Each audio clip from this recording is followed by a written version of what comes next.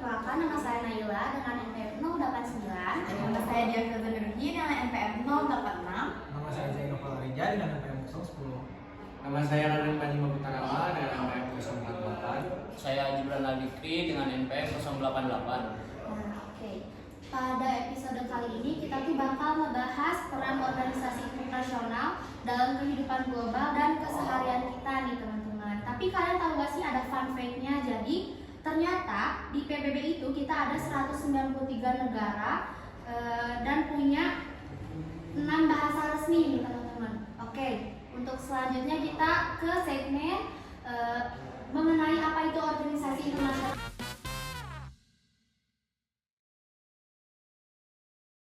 Organisasi internasional adalah lembaga atau badan yang dibentuk oleh dua negara atau lebih untuk bekerja sama dalam bidang tertentu seperti politik, ekonomi, dan kesehatan atau keamanan di tingkat global atau regional. Contohnya ada PBB dan ASEAN.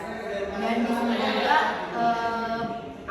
pembeda antara in-governmental organization sama non-governmental organization. Jadi kalau IGO itu organisasi yang dibentuk oleh kerjasama antar negara, anggotanya adalah pemerintah negara-negara, contohnya PBB, ASEAN, dan Uni Eropa. Kalau NGO yaitu organisasi yang dibentuk oleh individu atau kelompok masyarakat, bukan pemerintah.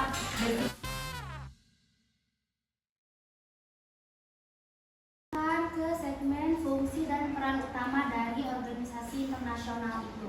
Boleh Bangka dijelasin tentang Baik, di sini saya akan menjelaskan fungsi dan peran utamanya. Ada beberapa poin, yaitu yang pertama menjaga perdamaian dunia. Jadi organisasi internasional ini membantu mencegah konflik, mengirim masukan perdamaian dan memfasilitasi diplomasi antar negara untuk menjaga stabilitas global. Lalu poin yang selanjutnya ada menangani isu global seperti pandemi, perubahan iklim, dan perdagangan. Jadi mereka itu menyatukan negara-negara untuk bekerja sama menghadapi masalah yang berdampak lintas batas seperti COVID-19, pemanasan global, dan hambatan perdagangan.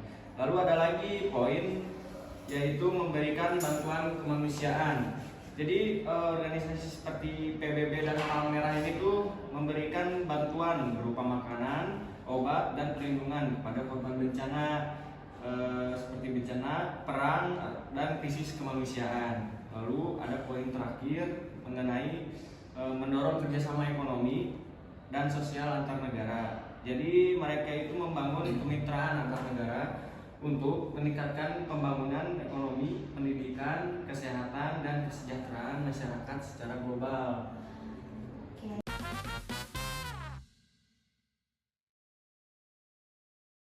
Oke. Kalau contoh kasus nyatanya nih Kang, kayak gimana sih? Boleh? Baik, saya akan membacakan contoh kasus nyatanya. Jadi pada 2019 itu dunia pernah dilanda suatu virus COVID-19. Dan di mana WHO ini memimpin respon global terhadap pandemi COVID-19 dengan memberikan pedoman kesehatan, lalu melakukan pengujian vaksin, serta membantu koordinasi antar negara untuk mengendalikan penyebaran virus tersebut.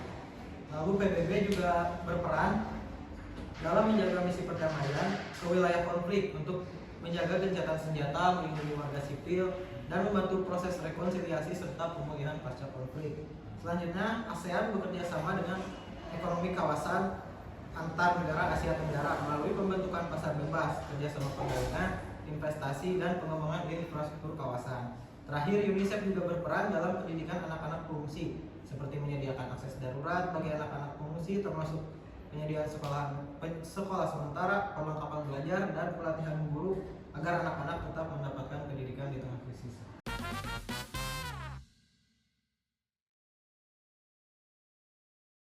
Kalau tantangan sama kritiknya di organisasi internasional itu apa sih, Kang Gibran?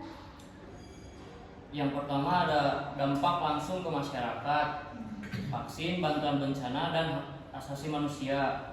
Organisasi internasional memberikan manfaat nyata seperti distribusi vaksin, bantuan saat bencana alam, dan perlindungan hak asasi manusia yang langsung dirasakan oleh masyarakat. Yang kedua, globalisasi membuat masalah satu negara bisa berdampak ke negara lain. Isu seperti pandemi, krisis ekonomi, atau konflik bisa menyebar lintas batas sehingga kerjasama antar negara menjadi penting untuk menjadi solusi bersama. Yang ketiga, kesadaran global penting untuk generasi muda. Generasi muda perlu memahami isu-isu global agar bisa berperan aktif dalam menciptakan dunia yang lebih adil, damai, dan berkelanjutan di masa depan. Oke, jadi segitu aja pembahasan kita di hari ini mengenai pengertian organisasi internasional. Semoga penjelasan ini dapat memberikan gambaran yang jelas tentang peran penting organisasi tersebut dalam menjaga kerjasama dan perdamaian antar dunia. Oke, terima kasih juga buat teman-teman semua yang udah menonton podcast kita ini. Jangan lupa di like, comment, and share. Stay tune di episode selanjutnya. Bye. Bye.